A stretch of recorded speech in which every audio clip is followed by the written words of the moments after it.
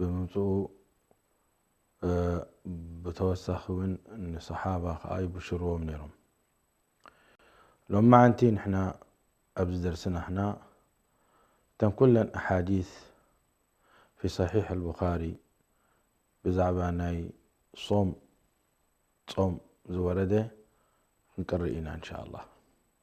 سلازي صيني لكم كتسمعونا تسفى نقبر بزوح شرحي أين قبرينينا جي سقل كاتراي مقرأيو و يعني تصيني لك مسمعيو حدا نقرات الليو مبرهي كنقلصينا إن شاء الله تديكوني سقلنا نقصلينا أبزن تاي تتكم كلتي أحكام الصيام اللي ذكروه سيدنا محمد صلى الله عليه وسلم أبزحتو تذكروا سلازلو تحالفوت مهارو مالتيو بزح زياد لي كانوا. سلازي تصني لكم كتسمعوني حواتن أحاتن تسفى قبر. بسم الله الرحمن الرحيم. قال الإمام البخاري رحمه الله تعالى: بسم الله الرحمن الرحيم. كتاب الصوم أو كتاب الصوم. قال: باب وجوب صوم رمضان وقول الله تعالى: يا أيها الذين آمنوا كتب عليكم الصيام كما كتب على الذين من قبلكم لعلكم تتقون.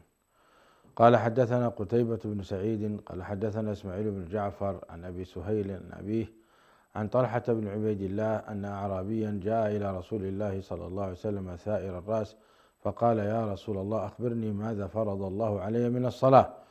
فقال: الصلوات الخمس إلا أن تطوع شيئا. فقال: أخبرني ما فرض الله علي من الصيام؟ فقال: شهر رمضان إلا أن تطوع شيئا. فقال: أخبرني بما فرض الله علي من الزكاة؟ فأخبره رسول الله صلى الله عليه وسلم شرائع الإسلام. قال: والذي أكرمك لا أتطوع شيئا ولا أنقص مما فرض الله علي شيئا. فقال رسول الله صلى الله عليه وسلم: أفلح إن صدق أو دخل الجنة إن صدق. وحدثنا مسدد قال: حدثنا إسماعيل عن أيوب عن نافع عن ابن عمر رضي الله تعالى عنهما قال: صام النبي صلى الله عليه وسلم عاشوراء وأمر بصيامه فلما فرض رمضان ترك وكان عبد الله لا يصومه إلا أن يوافق صومه. قال الإمام البخاري: حدثنا قتيبة بن سعيد حدثنا الليث عن يزيد بن أبي حبيب عن عراك بن مالك حدثه أن عروة أخبره عن عائشة رضي الله تعالى عنها أن قريشا كانت تصوم يوم عاشوراء في الجاهلية ثم أمر رسول الله صلى الله عليه وسلم بصيامه حتى فرض رمضان. وقال رسول الله صلى الله عليه وسلم: من شاء فليصمه ومن شاء أفطر. باب فضل الصوم. قال الإمام البخاري رحمه الله تعالى: حدثنا عبد الله بن مسلمة عن مالك عن أبي الزناد عن الأعرج عن أبي هريرة رضي الله تعالى عنه أن رسول الله صلى الله عليه وسلم قال: الصيام جنة. طبعا كان مزي عبد الحجة بصيامنا تونا يذكر ذل الإمام البخاري قدمي صوم فرد بمخانو عاشوراء ينيرو صوم إلو. قال عن أبي هريرة رضي الله تعالى عنه أن رسول الله صلى الله عليه وسلم قال: الصيام جنة فلا يرفث ولا يجهل وإن امرؤ قاتله أو شاتمه فليقل إني صائم والذي نفسي بيده لخلوف من الصائم يطيب عند الله تعالى من ريح المسك يترك طعامه وشرابه وشهوته من أجلي. الصيام لي وأنا أجزي به والحسنة بعشر أمثالها. باب الصوم كفارة. حدثنا علي بن عبد الله حدثنا سفيان حدثنا جامع عن أبي وائل عن حذيفة قال عمر رضي الله تعالى عنه: من يحفظ حديثا عن النبي صلى الله عليه وسلم في الفتنة؟ قال حذيفة: أنا سمعته يقول: فتنة الرجل في أهله وماله وجاره تكفرها الصلاة والصيام والصدقة. قال: ليس أسأل عن ذه إنما أسأل عن التي تموج كما يموج البحر. قال: وإن دون ذلك بابا مغلقا. قال: فيفتح أو يكسر؟ قال: يكسر. قال: ذاك أجدر أن لا يغلق إلى يوم القيامة. فقلنا لمسروق: سله أكان عمر يعلم من الباب؟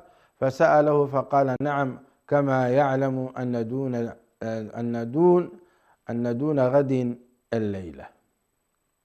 باب الريان للصائمين.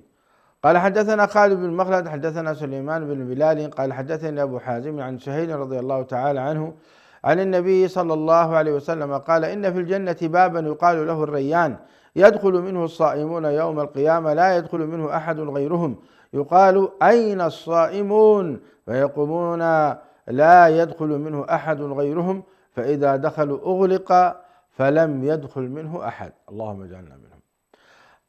قال حدثنا إبراهيم بن المنذر قال حدثني معا قال حدثني مالك عن ابن شهاب عن حميد بن عبد الرحمن عن أبي هريرة رضي الله تعالى عنه أن رسول الله صلى الله عليه وسلم قال من أنفق زوجين في سبيل الله نودي من أبواب الجنة يا عبد الله هذا خير، فمن كان من أهل الصلاة دعي من باب الصلاة، ومن كان من أهل الجهاد دعي من أهل ومن كان من أهل الجهاد ومن أهل الجهاد دعي من باب الجهاد، ومن كان من أهل الصيام دعي من باب الريان، ومن كان من أهل الصدقة دعي من باب الصدقة. فقال أبو بكر رضي الله تعالى عنه بأبي أنت وأمي يا رسول الله، ما على من دعي من تلك الأبواب من ضرورة؟ فهل يدعى أحد من تلك الأبواب كلها؟ قال نعم، وأرجو أن تكون منهم. باب هل يقال رمضان أو شهر رمضان ومن رأى كله واسعا؟ وقال النبي صلى الله عليه وسلم من صام رمضان وقال لا تقدم رمضان. حدثنا قتيبة قال حدثنا إسماعيل بن جعفر عن أبي سهيل عن أبيه عن أبي هريرة رضي الله تعالى عنه أن رسول الله صلى الله عليه وسلم قال إذا جاء رمضان فتحت أبواب الجنة، إذا جاء رمضان فتحت أبواب الجنة. انتهى الحديث. وقال حدثني يحيى بن بكير قال حدثني الليث بن عقيل عن ابن شهاب قال أخبرني ابن أبي أنس مولى التيميين أن أباه حدثه أنه سمع أبا هريرة رضي الله تعالى عنه يقول قال رسول الله صلى الله عليه وسلم إذا دخل شهر رمضان فتحت أبواب السماء وغلقت أبواب جهنم وسلسلة الشياطين، اللهم نسألكم فضلك. يا سلام. قال حدثني يحيى بن بكير قال حدثني الليث عن عقيل عن ابن شهاب قال أخبرني سالم أن ابن عمر رضي الله تعالى عنهما قال سمعت رسول الله صلى الله عليه وسلم يقول إذا رأيتموه فصوموا وإذا رأيتموه فأفطروا فإن غم عليكم فاقدروا له. وقال غيره عن الليث حدثني عقيل ويونس لهلال رمضان. طبعا احنا من السعودية ناخذ شان تصوم أسمرات صنينين متصبين السعودية درجة سعوديان إيرتران دماتي مطالعنا تنبور حدي. قال باب من صام رمضان إيمانا واحتسابا ونية. وقالت عائشة رضي الله تعالى عنها عن النبي صلى الله عليه وسلم يبعثون على نياتهم. قال حدثنا مسلم بن إبراهيم حدثنا هشام حدثنا يحيى عن أبي سلمة عن أبي هريرة رضي الله تعالى عنه عن النبي صلى الله عليه وسلم قال من قام ليلة القدر إيمانا واحتسابا غفر له ما تقدم من ذنبه، ومن صام رمضان إيمانا واحتسابا غفر له ما تقدم من ذنبه. نية ضروري. باب أجود ما يكون النبي صلى الله عليه وسلم يكون في رمضان. قال حدثنا موسى بن إسماعيل حدثنا إبراهيم بن سعد أخبرنا ابن شهاب عن عبيد الله بن عبد الله بن عتبة أن ابن عباس رضي الله تعالى عنهما قال كان النبي صلى الله عليه وسلم أجود الناس بالخير، وكان أجود ما يكون في رمضان حين يلقاه جبريل، وكان جبريل عليه السلام يلقاه كل ليلة في رمضان حتى ينسلخ، يعرض عليه النبي صلى الله عليه وسلم القرآن، فإذا لقيه جبريل عليه السلام كان أجود بالخير من الريح المرسلة. الله أكبر. يعني صدقه وصومنته. باب من لم يدع قول الزور العمل به في الصوم. قال حدثنا آدم بن أبي إياس قال حدثنا ابن أبي ذئب حدثنا سعيد المقبري عن أبيه عن أبي هريرة رضي الله تعالى عنه قال قال رسول الله صلى الله عليه وسلم من لم يدع قول الزور والعمل به فليس لله حاجة في أن يدع طعامه وشرابه. باب هل يقول إني صائم إذا شتم. قال الإمام البخاري رحمه الله تعالى حدثنا إبراهيم بن موسى أخبرنا هشام بن يوسف عن ابن جريج قال أخبرني عطاء عن أبي صالح الزيات أنه سمع أبا هريرة رضي الله تعالى عنه يقول قال رسول الله صلى الله عليه وسلم قال الله كل عمل من آدم له إلا الصيام فإنه لي وأنا أجزي به، والصيام جنة، وإذا كان صوم أحدكم فلا يرفث ولا يصخب، فإذا سابه أحد أو قاتله فليقل إني امرؤ صائم والذي نفس محمد بيده لخلوفا من الصائم أطيب عند الله من ريح المسك. للصائم فرحتان يفرحهما إذا أفطر فرح، وإذا لقي ربه فرح بصومه. باب الصوم لمن خاف على نفسه العزوبة. قال حدثنا عبدان عن أبي حمزة عن الأعمش عن إبراهيم عن علقمة قال بين أنا أمشي مع عبد الله رضي الله تعالى عنه فقال كنا مع النبي صلى الله عليه وسلم فقال من استطاع منكم الباءة فليتزوج فإنه أغض للبصر وأحسن للفرج، ومن لم يستطع فعليه بالصوم فإنه له وجاء. باب قول النبي صلى الله عليه وسلم إذا رأيتم الهلال فصوموا وإذا رأيتموه فأفطروا. وقال صلة عن عمار من صام يوم الشك فقد عصى أبا القاسم صلى الله عليه وسلم. قال حدثنا عبد الله بن مسلمة عن مالك عن نافع عن عبد الله بن عمر رضي الله تعالى عنهما أن رسول الله صلى الله عليه وسلم ذكر رمضان فقال لا تصوموا حتى تروا الهلال ولا تفطروا حتى تروه فإن غم عليكم فاقدروا له. وقال حدثنا عبد الله بن مسلمة قال حدثنا مالك عن عبد الله بن دينار عن عبد الله بن عمر رضي الله تعالى عنهما أن رسول الله صلى الله عليه وسلم قال الشهر 29 ليلة فلا تصوموا حتى تروه فإن غم عليكم فأكملوا العدة 30. وقال حدثنا أبو الوليد حدثنا شعبة عن جبلة بن سحيم قال سمعت ابن عمر رضي الله تعالى عنهما يقول قال النبي صلى الله عليه وسلم الشهر هكذا وهكذا وهكذا، وخلس الإبهام في الثالثة. قال حدثنا آدم حدثنا شعبة حدثنا محمد بن زياد قال سمعت أبا هريرة رضي الله تعالى عنه يقول قال النبي صلى الله عليه وسلم قال أبو القاسم صلى الله عليه وسلم صوموا لرؤيته وأفطروا لرؤيته فإن غبي عليكم فأكملوا عدة 30 فأكملوا عدة شعبان 30. وقال حدثنا أبو عاصم عن ابن جريج عن يحيى بن عبد الله بن صفي عن عكرمة بن عبد الرحمن عن أم سلمة رضي الله تعالى عنهما أن النبي صلى الله عليه وسلم آلى من نسائه شهرا فلما مضى 29 يوما غدا أو راح فقيل له إنك حلفت ألا تدخل شهرا فقال إن الشهر يكون 29 يوما. يا سلام. قال حدثنا عبد العزيز بن عبد الله قال حدثنا سليمان بن بلال عن حميد عن أنس رضي الله تعالى عنه قال آلى رسول الله صلى الله عليه وسلم من نسائه وكانت انفكت رجله فأقام في مشربه 29 ليلة ثم نزل فقالوا يا رسول الله آليت شهرا فقال إن الشهر يكون 29. باب شهر عيد لا ينقصان. قال أبو عبد الله قال إسحاق وإن كان ناقصا فهو تمام، وقال محمد لا يجتمعان كلاهما ناقص. طبعا نصوم كلنا هلال الحرئنا نصوم هلال تليرئنا نصومنا نحن طبعا من السعودية لأنكم لو مخا بفلك جيرم بحساب جيرم يقولوا نزي جائز لهم علماء نزخ جائز لهم علماء لكن السنة رئيخا ورحي كتصوم لك. قال حدثنا مسدد قال حدثنا معتمر قال سمعت إسحاق عن عبد الرحمن ابن أبي بكرة عن أبيه عن النبي صلى الله عليه وسلم وحدثني مسدد حدثنا معتمر عن خالد الحذاء قال أخبرني عبد الرحمن بن أبي بكرة عن أبيه رضي الله تعالى عنه عن النبي صلى الله عليه وسلم قال شهران لا ينقصان شهرا عيد رمضان وذو الحجة. شهران لا ينقصان شهر عيد رمضان وذو الحجة. باب قول النبي صلى الله عليه وسلم لا نكتب ولا نحسب. قال حدثنا آدم قال حدثنا شعبة قال حدثنا الأسود بن قيس حدثنا سعيد بن عمرو أنه سمع ابن عمر رضي الله تعالى عنهم عن النبي صلى الله عليه وسلم أنه قال إن أمة أمية لا نكتب ولا نحسب الشهر هكذا وهكذا يعني مرة 29 ومرة 30 شهر هكذا وهكذا وهكذا أو الشهر هكذا وهكذا وهكذا. هكذا فعل النبي صلى الله عليه وسلم.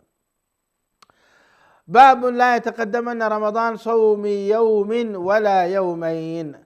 قال حدثنا مسلم بن إبراهيم حدثنا هشام حدثنا يحيى بن أبي كثير عن أبي سلمة عن أبي هريرة رضي الله تعالى عنه عن النبي صلى الله عليه وسلم قال: لا يتقدمن أحدكم رمضان بصوم يوم أو يومين إلا أن يكون رجل كان يصوم صومه فليصومه ذلك الصوم. قال: باب قول الله جل ذكره: أحل لكم ليلة الصيام الرفث إلى نسائكم هن لباس لكم أنتم لباس لهن علم الله أنكم كنتم تختانون أنفسكم فتاب عليكم وعفى عنكم فالآن باشروهن وابتغوا ما كتب الله لكم وكلوا واشربوا حتى يتبين لكم الخيط الأبيض من الخيط الأسود من الفجر ثم أتموا الصيام إلى الليل. قال حدثنا عبد الله بن موسى عن إسرائيل عن أبي إسحاق عن البراء رضي الله تعالى عنه قال: كان أصحاب محمد صلى الله عليه وسلم إذا كان رجل صائما فحضر الإفطار فنام قبل أن يفطر لم يأكل ليلته ولا يومه حتى يمسي. وإن قيس بن صرمة الأنصاري كان صائما فلما حضر الإفطار أتى امرأته فقال لها: أعندك طعام؟ قالت: لا، ولكن أنطلق فأطلب لك. وكان يومه يعمل فغلبته عيناه فجاءته امرأته فلما رأته قالت: خيبة لك. فلما انتصف النهار غشي عليه فذكر ذلك للنبي صلى الله عليه وسلم فنزلت هذه الآية: أحل لكم ليلة الصيام الرفث إلى نسائكم ففرحوا بها فرحا شديدا ونزلت: وكلوا واشربوا حتى يتبين لكم الخيط الأبيض من الخيط الأسود. باب قول الله تعالى: وكلوا واشربوا حتى يتبين لكم الخيط الأبيض من الخيط الأسود من الفجر ثم أتموا الصيام إلى الليل. فيه البراء عن النبي صلى الله عليه وسلم. قال حدثنا حجاج بن منهال قال حدثنا هشيم قال أخبرني حسين بن عبد الرحمن عن الشعبي عن عدي بن حاتم رضي الله تعالى عنه قال: لما نزلت حتى يتبين لكم الخيط الأبيض من الخيط الأسود عمدت إلى عقال أسود وإلى عقال أبيض فجعلتهما تحت وسادتي فجعلت أنظر في الليل فلا يستبين لي فغدوت على رسول الله صلى الله عليه وسلم فذكرت له ذلك فقال: إنما ذلك سواد الليل وبياض النهار. قال حدثنا سعيد بن أبي مريم قال حدثنا ابن أبي حازم عن أبيه عن سهل بن سعد بن حاء وحدثني سعيد بن أبي مريم قال حدثنا أبو غسان محمد بن المطرف قال حدثني أبو حازم عن سهل بن سعد قال: أنزلت: وكلوا واشربوا حتى يتبين لكم الخيط الأبيض من الخيط الأسود ولم ينزل من الفجر. فكان رجال إذا أرادوا صوم ربط أحدهم في رجله الخيط الأبيض والخيط الأسود ولم يزل يأكل حتى يتبين له رؤيتهما فأنزل الله بعد من الفجر فعلموا أنه إنما يعني الليل والنهار. باب قول النبي صلى الله عليه وسلم: لا يمنعنكم من سحوركم أذان بلال رضي الله تعالى عنه وأرضاه. أذان طبعا بلال ودحوا بنايه. قال حدثنا عبيد الله بن إسماعيل عن أبي أسامة عن عبيد الله النافع عن ابن عمر والقاسم بن محمد عن عائشة رضي الله تعالى عنها أن بلال كان يؤذن بليل فقال رسول الله صلى الله عليه وسلم: كلوا واشربوا حتى يؤذن ابن أم مكتوم فإنه لا يؤذن حتى يطلع الفجر.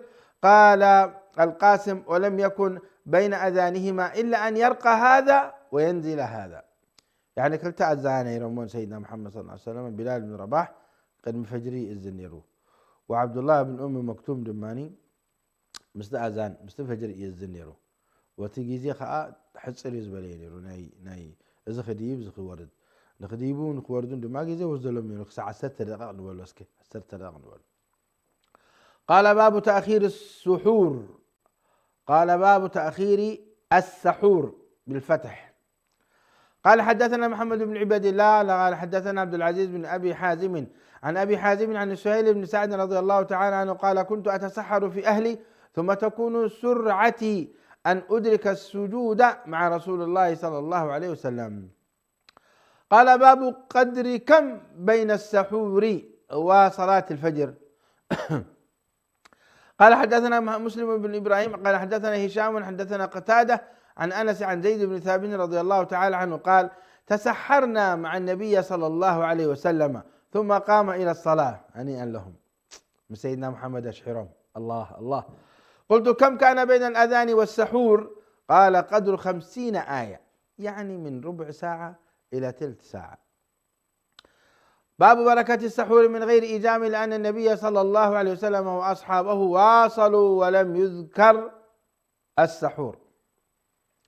قال حدثنا موسى بن إسماعيل حدثنا جويرية عن نافع عن عبد الله رضي الله تعالى عنه أن النبي صلى الله عليه وسلم فواصل الناس فشق عليهم فنهاهم.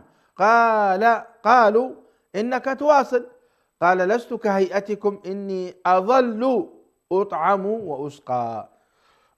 قال حدثنا آدم بن أبي إياس حدثنا شعبة حدثنا عبد العزيز بن صهيب قال سمعت أنس بن مالك رضي الله تعالى عنه قال النبي صلى الله عليه وسلم تسحروا فإن في السحور بركة. باب إذا نوى بالنهار صوما. وقالت أم الدرداء كان أبو الدرداء يقول عندكم طعام؟ فإن قلنا لا قال فإني صائم يومي هذا. وفعله أبو طلحة وأبو هريرة رضي الله تعالى عنه وابن عباس وحذيفة رضي الله تعالى عنهم.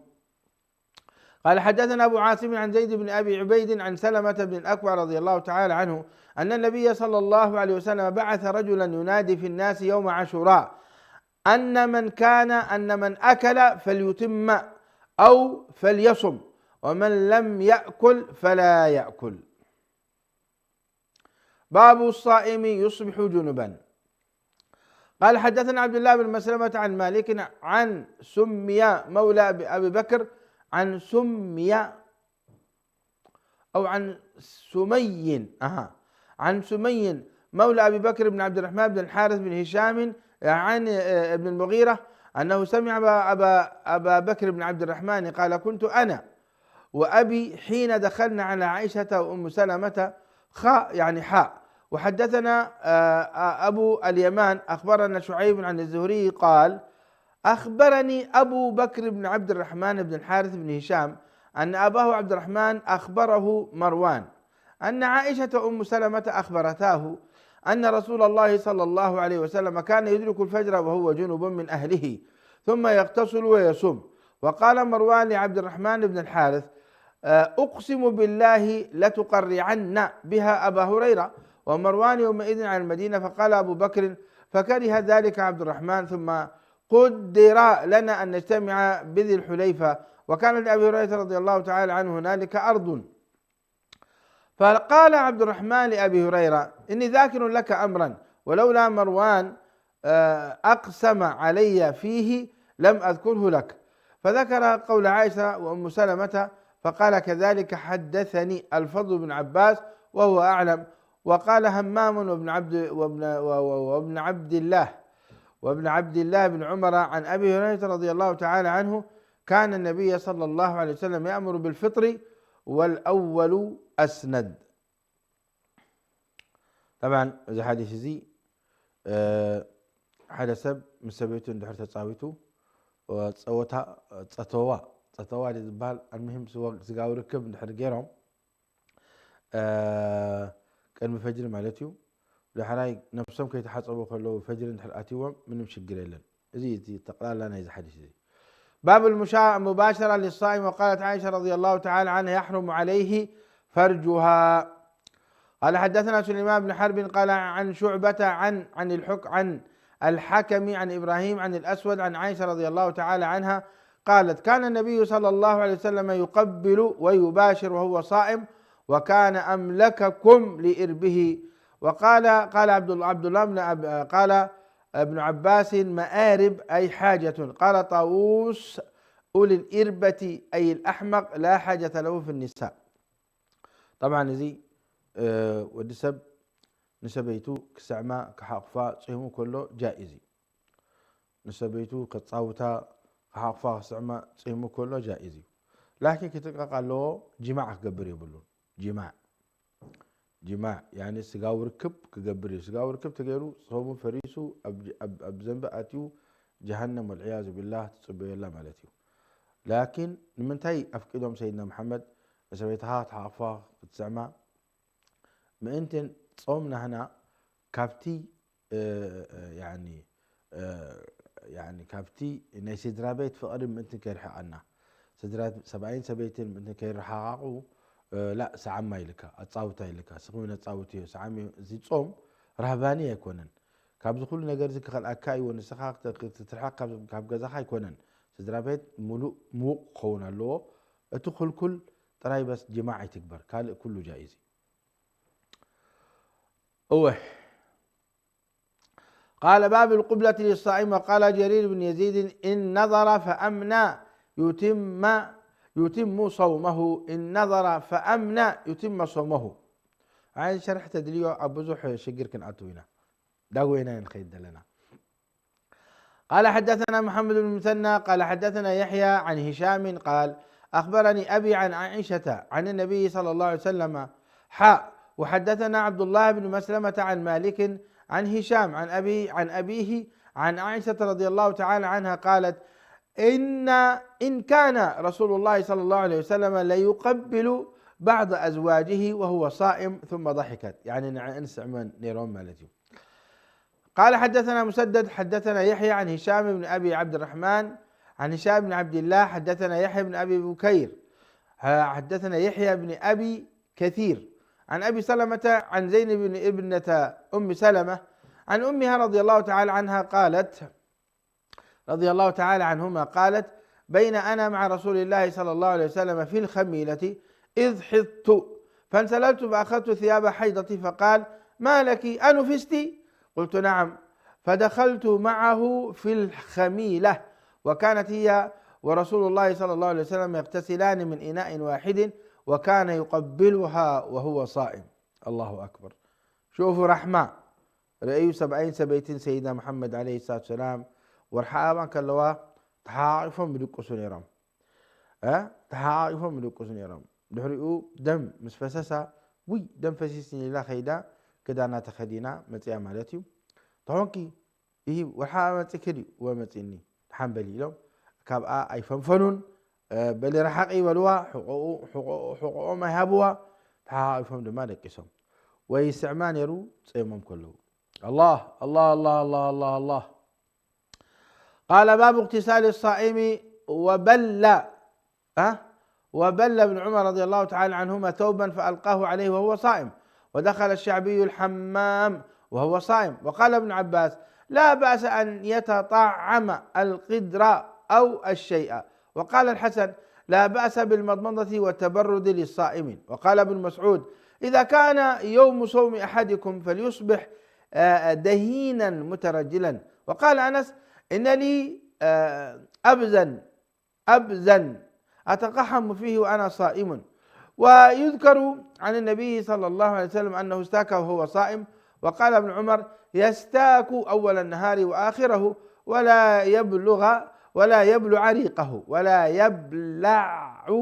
ريقه وقال عطاء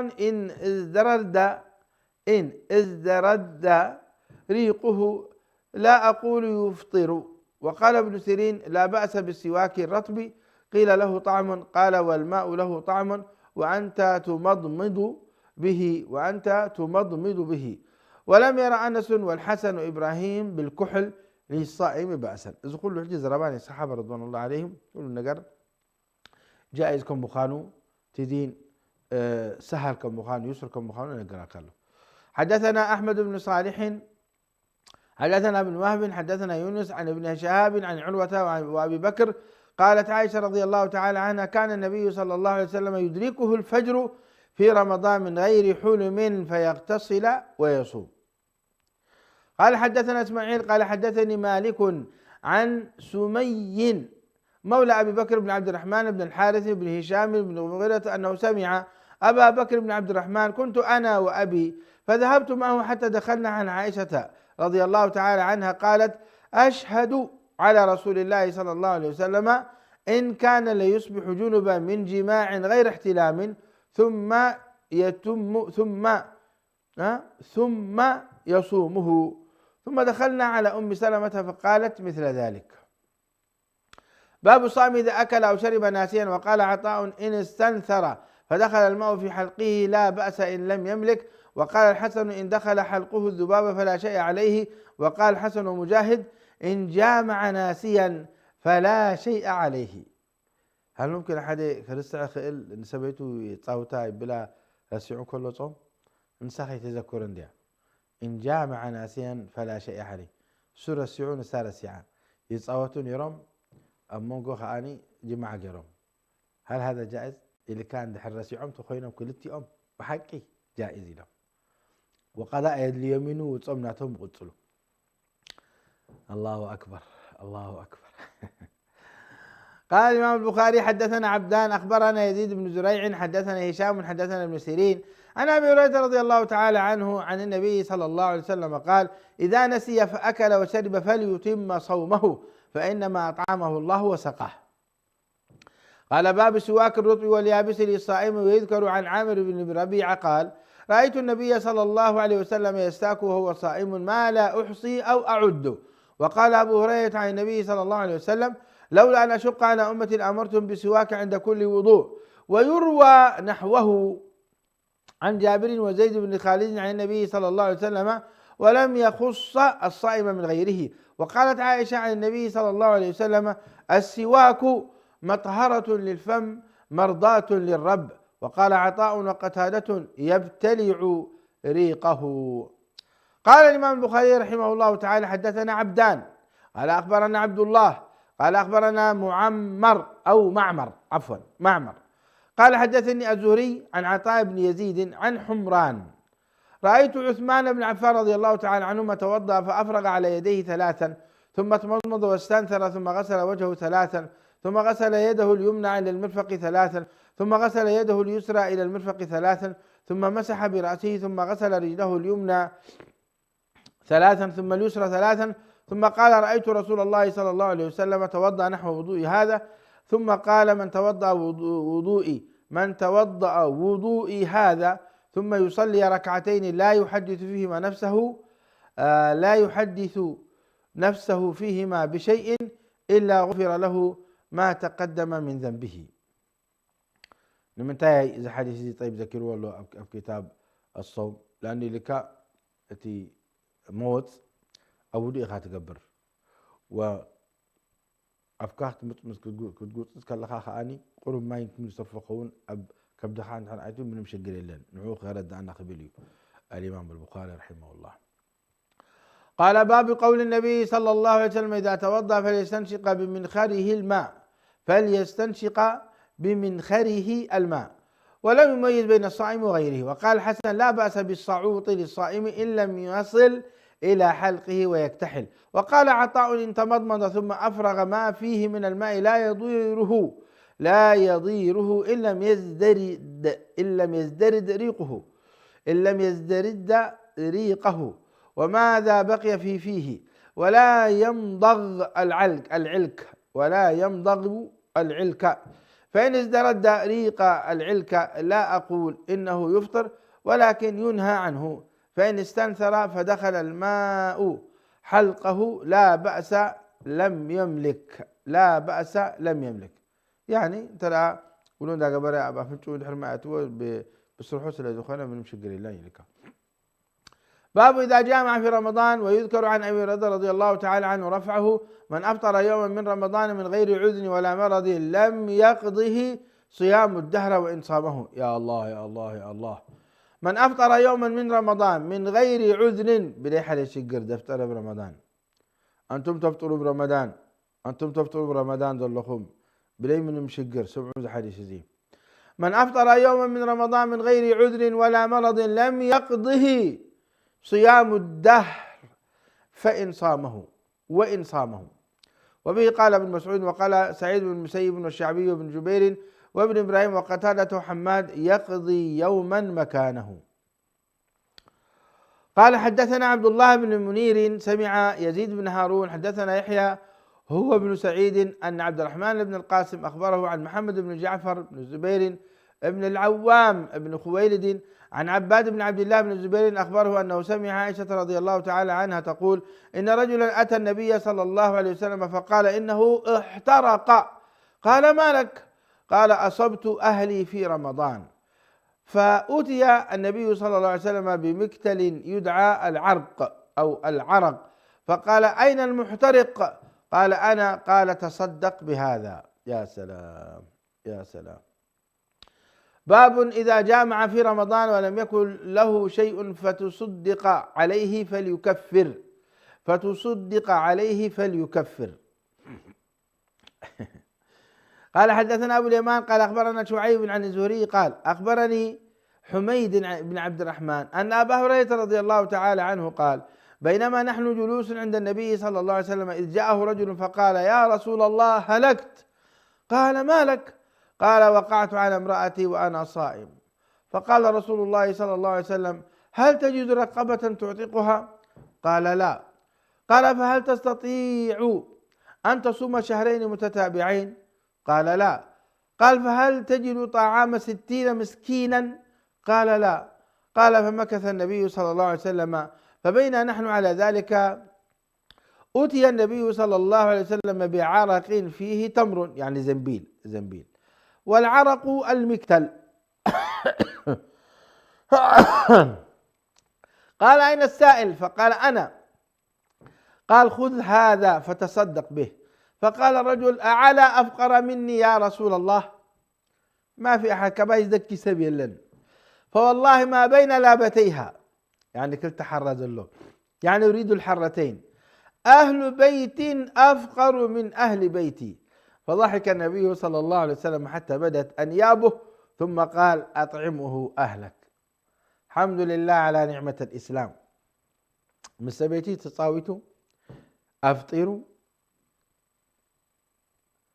حراك صدقاء رخيبوا نسون سبيتين بلي عمو بخمس خارب بسامحوه. الحمد لله على نعمة الإسلام. قال باب المجامع في رمضان هل يطعم أهله من الكفارة إذا كانوا محاويج عن فقراء إذا كانوا محاويج. قال الإمام البخاري رحمه الله تعالى حدثنا عثمان بن أبي شيبة قال حدثنا جرير عن منصور عن الزهري عن حميد بن عبد الرحمن عن أبي هريرة رضي الله تعالى عنه جاء رجل إلى النبي صلى الله عليه وسلم فقال إن الأخرق وقع على امرأته في رمضان. إن الآخر وقع على امرأته في رمضان فقال أتجد ما تحرر رقبة؟ قال لا. قال فتستطيع أن تصوم شهرين متتابعين؟ قال لا. قال أفتجد ما تطعم به 60 مسكينا؟ قال لا. قال فأتي النبي صلى الله عليه وسلم بعرق فيه تمر وهو الزبيل. قال أطعم هذا عنك. قال على أحوج مني ما بين لابتيها أهل بيت أحوج منا. قال فأطعموا أهلك. الحمد لله على نعمة الإسلام. باب الحجامة والقيء للصائم. وقال لي يحيى بن صالح حدثنا معاوية بن سلام حدثنا يحيى عن عمر بن الحكم بن ثوبان سمع أبا هريرة رضي الله تعالى عنه إذا قاء فلا يفطر إنما يخرج ولا يولج. إذا قاء فلا يفطر إنما يخرج ولا يولج. ويذكر عن أبي هريرة رضي الله تعالى عنه أنه يفطر والأول أصح. وقال ابن عباس وعكرمة الصوم مما دخل وليس مما خرج. وكان ابن عمر رضي الله تعالى عنهما يحتجم وهو صائم ثم تركه فكان يحتجم بالليل. واحتجم أبو موسى ليلا. ويذكر عن سعد وزيد بن أرقم وأم سلمة احتجموا صياما. وكان بكير عن أم علقمة كنا نحتجم عند عائشة فلا تنهى. ويروى عن الحسن عن غير واحد مرفوعا فقال أفطر الحاجم والمحجوم. وقال عياش حدثنا عبد الأعلى حدثنا يونس عن الحسن مثله قيل له عن النبي صلى الله عليه وسلم قال نعم ثم قال الله أعلم. طبعا زي كل خلافات ناي ودسبت رأى تملاس دحر مصيوه دحر داني بعلو يدؤتيو دحر أمليسو فأفطر يدؤتيو دحر أمليسو أفطر قداح قبر الله. لكن جيني حما أقرقري له أمليسو مفطار يلن. نعم صوم صحيح وحند حدا شقري يقولون. قال الإمام البخاري رحمه الله وإياه حدثنا معلى بن أسد قال حدثنا وهيب عن أيوب عن عكرمة عن ابن عباس رضي الله تعالى عنهما أن النبي صلى الله عليه وسلم احتجم وهو محرم واحتجم وهو صائم. قال حدثنا أبو معمر حدثنا عبد الوارث حدثنا أيوب عن عكرمة عن ابن عباس رضي الله تعالى عنهما قال احتجم النبي صلى الله عليه وسلم وهو صائم. احتجام مالتي محقومة مالتي تحق إمام سيدنا محمد صلى الله عليه وسلم. قال حدثنا آدم بن أبي إياس قال حدثنا شعبة قال سمعت ثابت البناني يسأل أنس بن مالك رضي الله تعالى عنه أكنتم تكرهون الحجامة للصائم؟ قال لا إلا من أجل الضعف. باب الصوم في السفر والإفطار. قال حدثنا عن عبد الله قال حدثنا علي بن عبد الله قال حدثنا سفيان عن أبي إسحاق الشيباني سمع ابن أبي أوفى رضي الله تعالى عنه قال كنا مع رسول الله صلى الله عليه وسلم في سفر فقال لرجل انزل فاجدح لي. قال يا رسول الله الشمس. قال انزل فاجدح لي. قال يا رسول الله الشمس. قال انزل فاجدح لي. فنزل فجدح له فشرب ثم رمى بيده ها هنا ثم قال إذا رأيتم الليل أقبل من ها هنا فقد أفطر الصائم.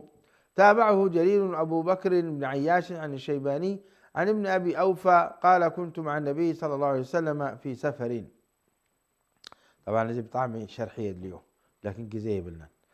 قال حدثنا مسدد حدثنا يحيى عن هشام قال حدثني أبي عن عائشة أن حمزة بن عمرو الأسلمي قال يا رسول الله إني أسرد الصوم يعني بدي مقرات يصوم مالتي.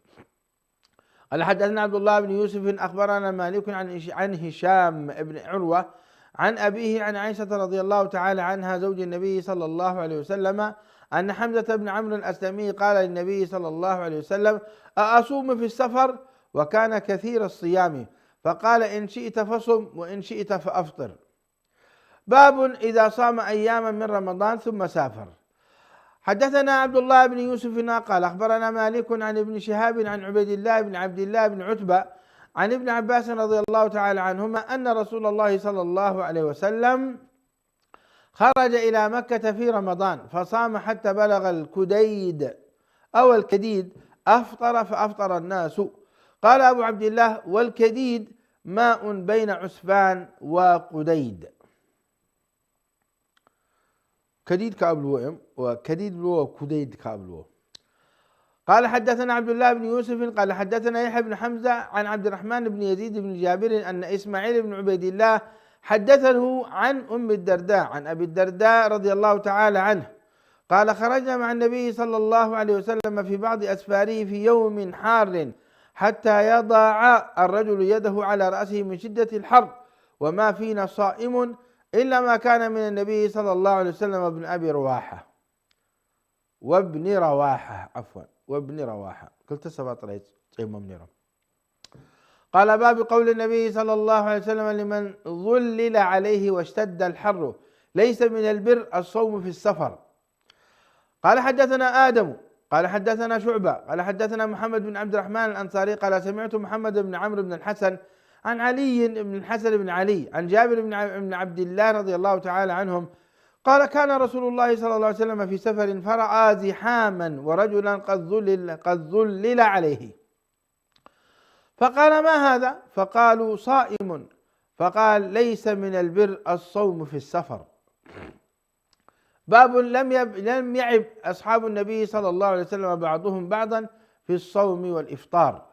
قال حدثنا عبد الله بن مسلمة عن مالك عن حميد الطويل عن أنس بن مالك قال كنا نسافر مع النبي صلى الله عليه وسلم فلم يعب الصائم على المفطر ولا المفطر على الصائم.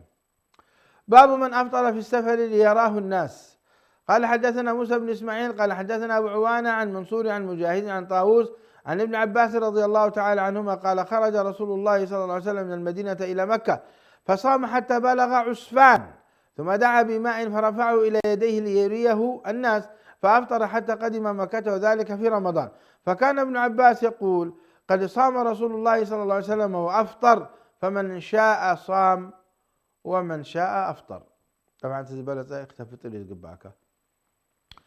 باب وعلى الذين يطيقونه فدية. قال ابن عمر وسلمة بن الأكوع نسختها شهر رمضان الذي أنزل فيه القرآن هدى للناس وبينات من الهدى والفرقان، فمن شهد منكم الشهر فليصمه، ومن كان مريضا أو على سفر فعدة من أيام أخر يريد الله بكم اليسر ولا يريد بكم العسر ولتكملوا العدة ولتكبروا الله على ما هداكم لعلكم تشكرون.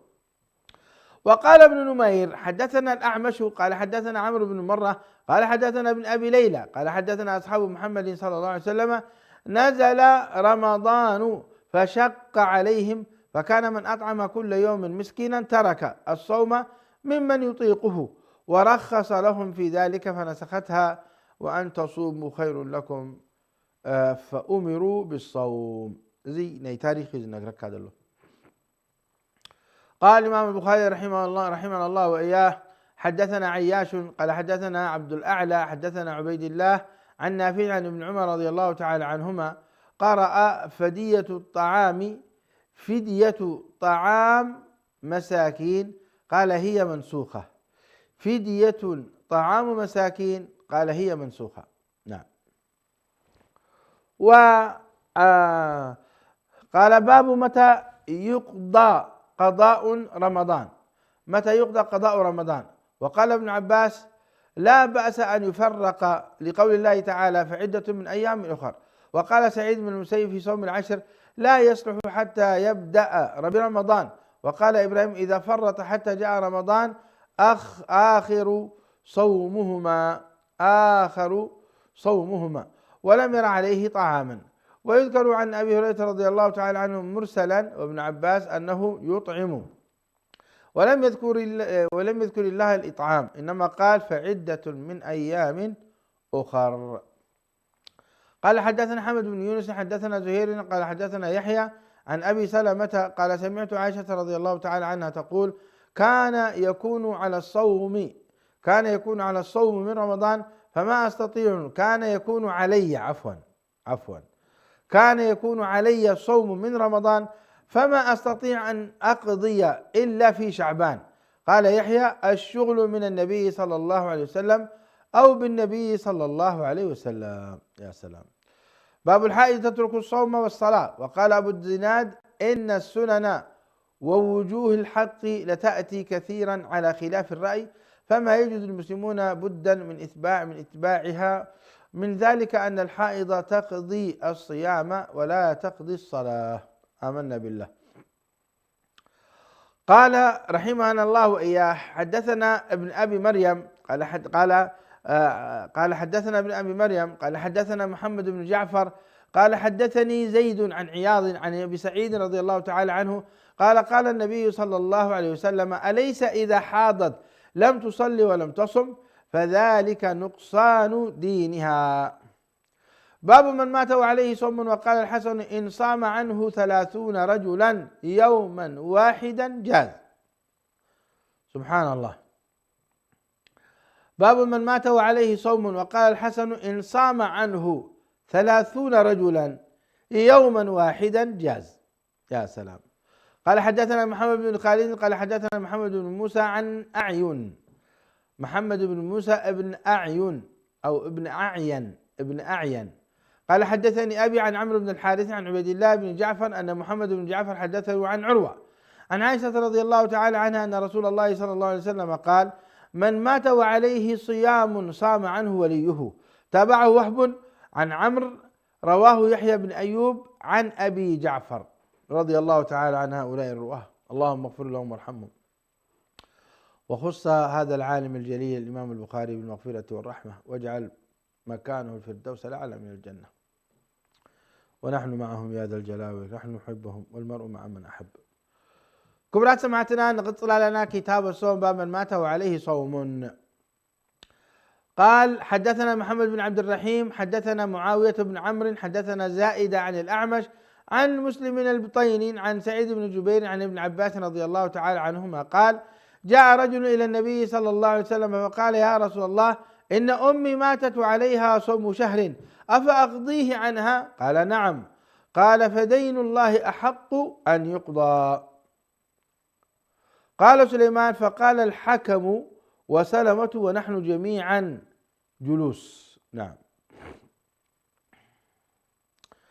باب متى يحل فطر الصائم. وأفطر أبو سعيد الخدري حين غاب قرص الشمس. قال حدثنا الحميدي حدثنا سفيان حدثنا هشام بن عروة قال سمعت أبي يقول سمعت عاصم بن عمر بن الخطاب رضي الله تعالى عنه عن أبيه رضي الله تعالى عنه قال قال رسول الله صلى الله عليه وسلم إذا أقبل الليل منها هنا وأدبر النهار منها هنا وغربت الشمس فقد أفطر الصائم. قال حدثنا إسحاق الواسطي قال حدثنا خالد عن الشيباني عن عبد الله بن أبي وقاص رضي الله تعالى عنه قال كنا مع رسول الله صلى الله عليه وسلم في سفر وهو صائم فلما غربت الشمس قال لبعض القوم يا فلان قم فاجدح لنا. فقال رسول الله صلى الله عليه وسلم لو أمسيت قال انزل فاجدح لنا. قال يا رسول الله فلو أمسيت قال انزل فاجدح لنا. قال إن عليك نهارا قال انزل فاجدح لنا. فنزل فجدح لهم فشرب النبي صلى الله عليه وسلم ثم قال إذا رأيتم الليل قد أقبل منها هنا فقد أفطر الصائم. سبحان الله كم دي رام يكاتعون يرون سيدنا محمد صلى الله عليه وسلم من تنطبقوا خرد أم سيدنا محمد اجدح لنا يعني وليدك ما يمسألنا فتسبعي لهم يا رسول الله جنا صحيح وتتن سيدنا محمد ما يلمو ورد أمسألنا ماي عندنا من السلوم جنا صحيح كدتن جنا يعني تتسبه أصبح عم تنكت كيد تي تعشمه من تن يعني صحيح تعرب وليت قعتوا كله شعورنا فطر صبيغا يمسه أصبغ يمسه فسيدنا محمد لما ورد أمسألنا ماي وريدوا مسمس علم سيدنا محمد عليه الصلاة والسلام شريبهم ثلاث يوم لما بزن حد آني بزوجة نزي برهان العقيد بزوجة نزل ما من ليتين حرمتيه أفطر الصائم. قال باب يفطر ما تيسر من الماء أو غيره. هجي أمتاخن أتوينا بمتاجر كهم تفطر. قال الإمام البخاري رحمه الله ويا حدثنا مسدد قال حدثنا عبد الواحد قال حدثنا الشيباني قال سمعت عبد الله بن أبي أوفى رضي الله تعالى عنه قال سرنا مع رسول الله صلى الله عليه وسلم وهو صائم فلما غربت الشمس قال انزل فاجدح لنا. قال يا رسول الله لو أمسيت قال انزل فاجدح لنا. قال يا رسول الله إن عليك نهارا قال انزل فاجدح لنا. فنزل فجدح ثم قال إذا رأيتم الليل أقبل منها هنا فقد أفطر الصائم وأشار بأصبعه قبل المشرق. طبعا الإمام البخاري لتنحي يدقمو أتي حديث حنساب حديث نجر يعني ذكم نجر كابز يوسد حنسا كأ أبكال بوتاخا أني كال نجر ذكم كأ يوسد يعني ثمرات وصل مالته. قال باب تعجيل الإفطار. قال حدثنا عبد الله بن يوسف أخبرنا مالك عن أبي حازم عن سهل بن سعد أن رسول الله صلى الله عليه وسلم قال لا يزال الناس بخير ما عجلوا الفطرة. الله الله الله لا يزال الناس بخير ما عجلوا الفطرة. قال الإمام البخاري رحمه الله يحدثنا أحمد بن يونس قال حدثنا أبو بكر عن سليمان عن أبي أوفى رضي الله تعالى عنه قال كنت مع النبي صلى الله عليه وسلم في سفر فصام حتى أمسى قال لرجل انزل فاجدح لي. قال لو انتظرت حتى تمسي قال انزل فاجدح لي. إذا رأيت الليل قد أقبل منها هنا فقد أفطر الصائم. باب إذا أفطر في رمضان ثم طلعت الشمس. قال الإمام البخاري رحمه الله حدثني عبد الله بن أبي شيبة حدثنا أبو أسامة عن هشام بن عروة عن فاطمة عن أسماء بنت أبي بكر رضي الله تعالى عنها قالت أفطرنا على عهد النبي صلى الله عليه وسلم يوم غيم ثم طلعت الشمس. قيل لهشام فأمروا بالقضاء قال بد من قضاء. وقيل معمر سمعت هشاما لا أدري أقضوا أم لا لا أدري أقضوا أم لا.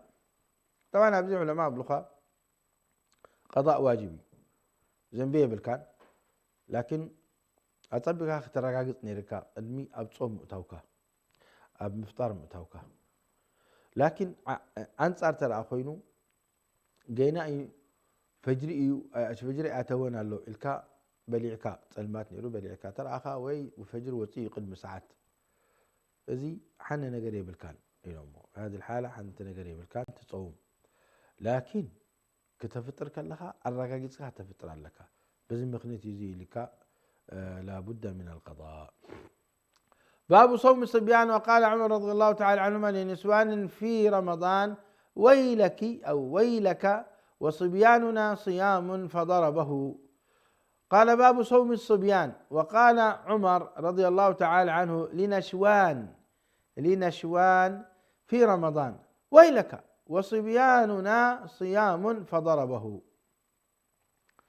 قال الإمام البخاري رحمه الله وإياه قال حدثنا مسدد قال حدثنا بشر بن الفضيل قال حدثنا خالد بن ذكوان عن الربيع بنت معوذ رضي الله عنها وارضاها قالت أرسل النبي صلى الله عليه وسلم غداة عاشوراء إلى قرى الأنصار من أصبح مفطرا فليتم بقية يومه ومن أصبح صائما فليصم. قالت فكنا نصومه بعد ونصوم صبياننا ونجعل لهم اللعبة من العهن فإذا بكى أحدهم على الطعام أعطيناه ذاك حتى يكون عند الإفطار. يا سلام يا سلام. باب الوصال. ومن قال ليس في الليل صيام لقوله تعالى ثم أتموا الصيام إلى الليل ونهى النبي صلى الله عليه وسلم عنه رحمة لهم وإبقاء عليهم وما يكره من التعمق. قال حدثنا مسدد قال حدثني يحيى عن شعبة قال حدثني قتادة عن أنس رضي الله تعالى عنه عن النبي صلى الله عليه وسلم قال لا تواصلوا. قالوا إنك تواصل قال لست كأحد منكم إني أطعم وأسقى أو إني أبيت أطعم وأسقى. طبعا سيدنا محمد عليه الصلاة والسلام حنساب كلتا معتي أطبقهم يصوموا حنساب ثلاثة معتي أطبقهم يصوموا كيف يفطروا. حجي صحابة كم سيدنا محمد قبروا لهم كموا وقبروا لهم يصومون يوم سيدنا محمد أيتو تصوموا مصلحة تصوموا دلخان وأنا خما خاطوا هنكون أنا رب العالمين يبلعني يستيني. حجي زي معنا أختلفهم علماء تبلعي مستسي حكليو ويس بتي يعني مقارة ناي صوم مقارة نايتي روحانية سلدلو بطعمي طبوتاشم هو والله الراجح كابزي بزحو خلاف له لكن تراجح فعلا رب سبحانه وتعالى سيدنا محمد يبلعهم يبلعهم يستيوم تي أقباب الله أعلم كم يكون مخانو لكن فعلا فإني أطعم وأسقى يبلعهم يستيوم كبر قويتا أتي بلالعة أتي مستاي الله أعلم كم يكون مخانو لكن دلله رب سبحانه وتعالى قبر. نعم. قال حدثنا عبد الله بن يوسف أخبرنا مالك عن نافع عن عبد الله بن عمر رضي الله تعالى عنهما قال نهى رسول الله صلى الله عليه وسلم عن الوصال قالوا إنك تواصل قال إني لست مثلكم إني أطعم وأسقى. نعم. قال حدثنا عبد الله بن يوسف قال حدثنا الليث حدثني ابن الهاد عن عبد الله بن خباب عن أبي سعيد رضي الله تعالى عنه أنه سمع النبي صلى الله عليه وسلم يقول لا تواصلوا فأيكم إذا أراد أن يواصل فليواصل حتى السحر. قالوا فإنك تواصل يا رسول الله قال إني لست كهيئتكم إني أبيت لي مطعم يطعمني وساق يسقيني. زي يردعك فعلا سيدنا محمد ملائكة يبلعون يرى مالتهم فريزوا خنا بالعين يعني كان بالعين هنا يكون مالتهم. قال حدثنا عثمان بن أبي شيبة ومحمد قال أخبرنا عبده عن هشام بن عروة عن أبيه عن عائشة رضي الله تعالى عنها قالت نهى رسول الله صلى الله عليه وسلم عن الوصال رحمة لهم فقالوا إنك تواصل قال إني لست كهيئتكم إني يطعمني ربي ويسقين لم يذكر عثمان رحمة لهم. قال باب التنكيل لمن أكثر الوصال رواه أنس عن النبي صلى الله عليه وسلم. قال حدثنا أبو اليمان أخبرنا شعيب عن الزهري قال حدثني أبو سلمة بن عبد الرحمن أن أبا هريرة رضي الله تعالى عنه قال نهى رسول الله صلى الله عليه وسلم عن الوصال في الصوم، فقال له رجل من المسلمين: إنك تواصل يا رسول الله. قال: وأيكم مثلي؟ إني أبيت يطعمني ربي ويسقين. فلما أبوا أن ينتهوا عن الوصال واصل بهم يوما ثم يوما، ثم رأوا الهلال فقال: لو تأخر لزدتكم، كالتنكيل بهم حين أبوا أن ينتهوا. الله المستعان. قال حدثنا يحيى عن حدثنا عبد الرزاق قال عن معمر عن همام أنه سمع أبا هريرة رضي الله تعالى عنه عن النبي صلى الله عليه وسلم قال: إياكم والوصال مرتين. إياكم والوصال مرتين. قيل: إنك تواصل؟ قال: إني أبيت يطعمني ربي ويسقين، فأكلفوا من العمل ما تطيقون. باب الوصال إلى السحر. قال حدثنا إبراهيم بن حمزة حدثني أبي حازم عن زيد عن عبد الله بن خباب عن أبي سعيد الخدري رضي الله تعالى عنه عن النبي صلى الله عليه وسلم يقول: لا تواصلوا، فأيكم أراد أن يواصل فليواصل حتى السحر. قالوا: فإنك تواصل يا رسول الله. قال: لست كهيئتكم، إني أبيت لي مطعم يطعمني وساق يسقيني. باب من أقسم على أخيه ليفطر في التطوع ولم يرى عليه قضاء إذا كان أوفق له. قال حدثنا محمد بن بشار حدثنا جعفر بن عون حدثنا أبو العميس عن عون بن أبي جحيفة عن أبيه قال: آخى النبي صلى الله عليه وسلم بين سلمان وأبي الدرداء، فزار سلمان أبا الدرداء فرأى أم الدرداء متبذلة، فقال لها: ما شأنك؟ قالت: أخوك أبو الدرداء ليس له حاجة في الدنيا. فجاء أبو الدرداء فصنع له طعاما، فقال: كل. قال: فإني صائم.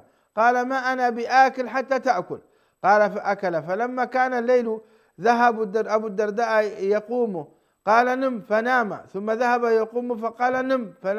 فلما كان من آخر الليل قال سلمان: قم الآن فصليا. فقال له سلمان: إن لربك عليك حقا، ولنفسك عليك حقا، ولأهلك عليك حقا، فأعطي كل ذي حق حقه. فأتى النبي صلى الله عليه وسلم فذكر ذلك له، فقال النبي صلى الله عليه وسلم: صدق سلمان. يا سلام. باب صوم شعبان.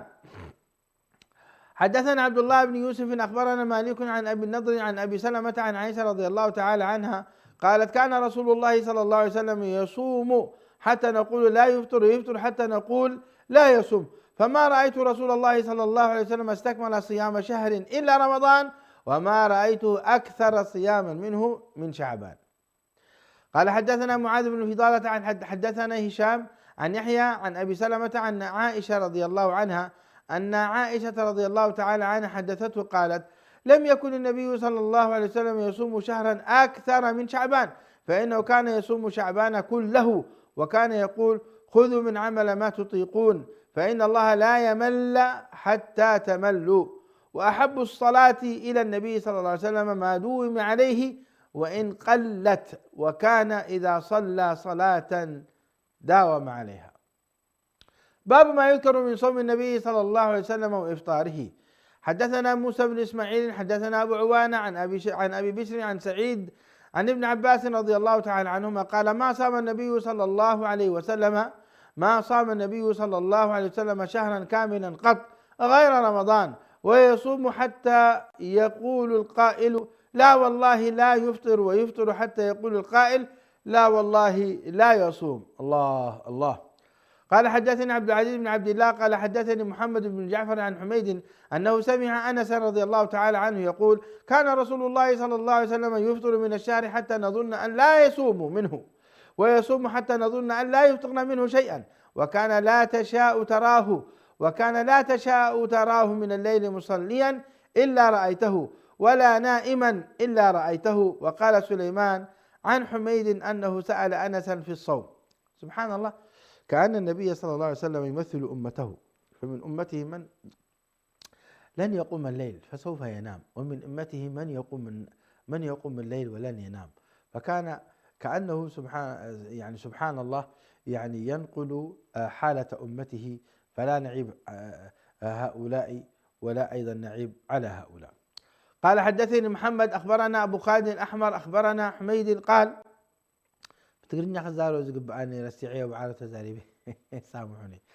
قال سألت أنس رضي الله تعالى عنه عن الصيام، عن صيام النبي صلى الله عليه وسلم، فقال: ما كنت أحب أن أراه من الشهر صائما إلا رأيته، ولا مفطرا إلا رأيته، ولا من الليل قائما إلا رأيته، ولا نائما إلا رأيته، ولا مسست خزة ولا حريرا ألين من كف رسول الله صلى الله عليه وسلم، ولا شممت مسكة ولا عبيرة أطيب رائحة من رائحة رسول الله صلى الله عليه وسلم. اللهم اجمعنا به في دار كرامتك. اللهم إنا نسألك يا الله أن نكون جوار النبي صلى الله عليه وسلم في الجنة. باب حق الضيف في الصوم. قال حدثنا إسحاق قال أخبرنا هارون قال حدثنا إسحاق قال أخبرنا هارون بن إسماعيل قال حدثنا علي قال حدثنا يحيى قال حدثني أبو سلمة قال حدثني عبد الله بن عمرو بن العاص رضي الله تعالى عنهما قال دخل علي رسول الله صلى الله عليه وسلم فذكر الحديث، يعني إن لزورك عليك حقا، إن لزورك عليك حقا لمسوها جيش، وإن لزوجك عليك حقا. فقلت: وما صوم داود؟ قال: نصف الدهر. باب حق الجسم. باب حق الجسم. قال حدثنا ابن المقاتل قال أخبرنا عبد الله أخبرنا الأوزاعي قال حدثني يحيى بن أبي كثير قال حدثنا أبو سلمة عبد الرحمن قال حدثني عبد الله بن عمرو بن العاص رضي الله تعالى عنهما قال لي رسول الله صلى الله عليه وسلم: يا عبد الله، ألم أخبرك أنك تصوم النهار وتقوم الليل؟ فقلت: بلى يا رسول الله. قال: فلا تفعل، صم وأفطر وقم ونم، فإن لجسدك عليك حقا، وإن لعينك عليك حقا، وإن لزوجك عليك حقا، وإن لزورك عليك حقا، وإن بحسبك أن تصوم كل شهر 3 أيام، فإن لك بكل حسنة 10 أمثالها، فإن ذلك صيام الدهر كله. الله أكبر. فشدد الله علي، فشدد علي. قلت: يا رسول الله، إني أجد قوة. قال: فصم صيام نبي الله داود عليه السلام ولا تزد عليه. قلت: وما كان صيام نبي الله داود عليه السلام؟ قال: نصف الدهر. فكان عبد الله يقول بعدما كبر: يا ليتني قبلت رخصة النبي صلى الله عليه وسلم. يا سلام. باب صوم الدهر. قال حدثنا أبو اليمان أخبرنا شعيب عن الزهري قال أخبرني سعيد بن المسيب وأبو سلمة بن عبد الرحمن أن عبد الله بن عمرو قال أخبر رسول الله صلى الله عليه وسلم أني أقول أخبر رسول الله صلى الله عليه وسلم أني أقول: والله لأصومن النهار ولا أقومن الليل ما عشت. فقلت له: قد قلته بأبي أنت وأمي. قال: فإنك لا تستطيع ذلك، فصم وأفطر وقم ونم، وصم من الشهر 3 أيام، فإن الحسنة ب10 أمثالها، وذلك مثل صيام الدهر. قلت: إني أطيق أفضل من ذلك. قال: فصم يوما وأفطر يوما. قلت: إني أطيق أفضل من ذلك. قال: فصم يوما وأفطر يوما، فذلك صيام داود عليه السلام وهو أفضل الصيام. فقلت: إني أطيق أفضل من ذلك. فقال النبي صلى الله عليه وسلم: لا أفضل من ذلك. اللهم صل على سيدنا محمد. كبرات سمعتنا. باب حق الأهل في الصوم. رواه أبو جحيفة عن النبي صلى الله عليه وسلم وجزء طوف النبي لنا، يعني درجة 5 حديث غون أن بيبناه ربي سبحانه وتعالى نلمن سيدنا محمد عليه الصلاة والسلام أبجلنا خأتونا جزيت رخبنا إن شاء الله. كنت قصلينا حتى كتاب الصوم كله ننببه بإذن الله. إذا قلت رزي متابت إحنا لنا شحن 907 شوعة إسرع حديث دريفنا عن الله إن شاء الله، لأنه ساعة كلت شحن قلني إن شاء الله ند أنينا بإذن الله جزيت رخيبنا بحول الله. خير زلوا رمضان يبارنا لكم. سبحان ربك رب العزة عما يصفون، وسلام على المرسلين، والحمد لله رب العالمين.